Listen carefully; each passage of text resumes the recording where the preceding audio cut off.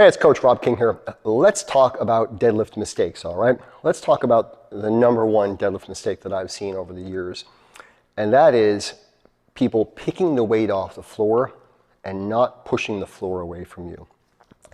You never, ever, ever want to step up to a bar and just pick it up off the floor, okay?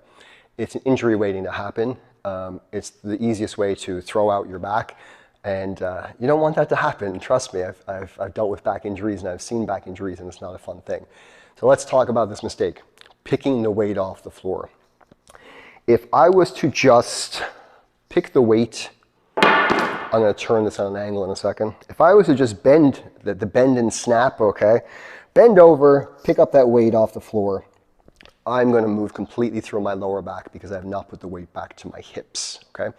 The hips are the power source of pretty much everything. You want the hips and the big muscles working. You do not want to deadlift with your lower back. Your lower back will play a role in the deadlift, but you do not want to deadlift with the lower back, okay?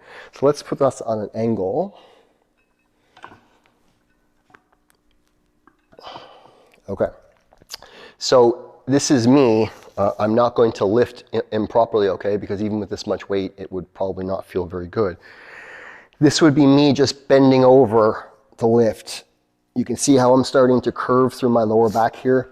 I'm opening up those vertebrae, which is not a good thing, especially when you put a load on top of it. So bending over and picking up the weight versus hinging, compressing, and putting the weight back into my hinge. Okay? So that's the biggest mistake I've seen with people deadlifting, is just bending over and picking up the weight. Most people, that's what they think a deadlift is. It is not that, all right?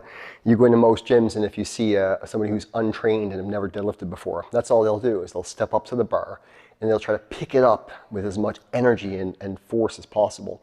But they don't have technique, and technique is what lifting and strength is all about, okay?